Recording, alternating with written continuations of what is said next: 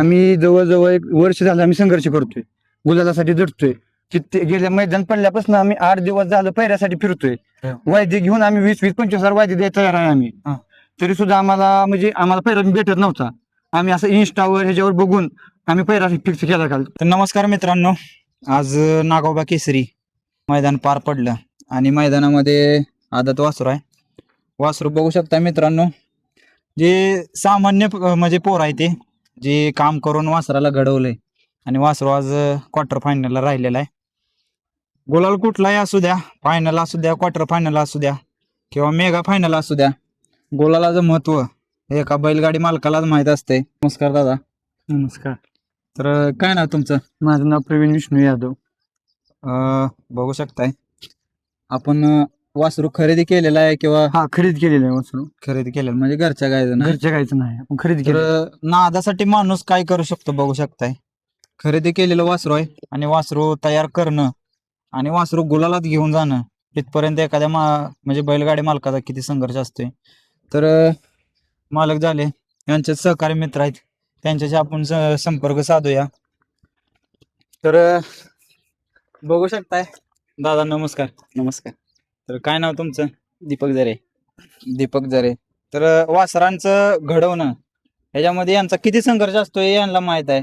तर काय म्हणजे वासराचे संघर्षामागची काय कहाणी आहे की बाबा कुठला व्यवसाय, तुम्ही व्यवसाय काय करता? आमचं गॅरेज आहे. तर बघू शकताय एक गॅरेज चालवणं आणि आपलं गॅरेजवरती उदरनिर्वाह करून घर चालवणं आणि त्याच्यानंतर या नादात पडून पण नादात थोडं सक्सेस होणं, त्याच्या मागे संघर्ष किती आहे ते का बैलगाडी मालकालाच माहीत असू शकते. तर ह्याच्यासोबत पैरा वगैरे कुठला होता? ते रोजरीकर यांचा नांद्या. तर मागाशीच मुलाखत घेण्या अगोदर त्यांनी बोलले होते आम्हाला की बैलासाठी काल म्हणजे 1-2-4 दिवस अगोदर पैऱ्यासाठी बऱ्याच लोकांना यांनी फोन केलं आणि पैऱ्यासाठी बऱ्याच लोकांनी वायदे मागितली. काय किस्सा आहे वायदे मागचा?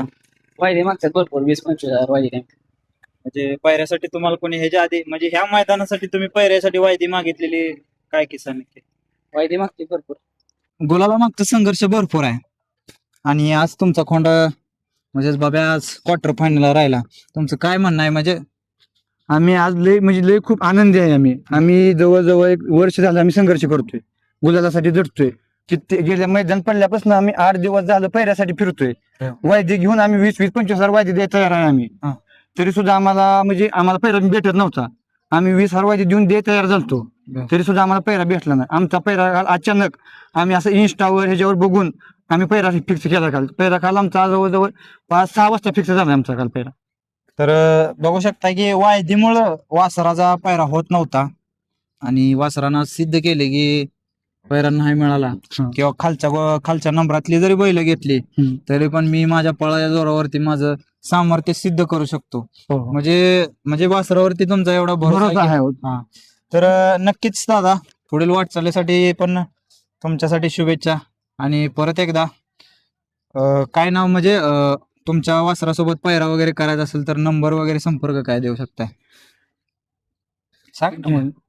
99-22-02-91-60. तर नक्कीच वासराला गती भरपूर आहे. मी कुठल्याही खांदी हाणायला बाहेर न आतनं कसा बी हाणला ते चालेल. फक्त एका साईडनं एका साईडनं डावीकडनं पळतोय.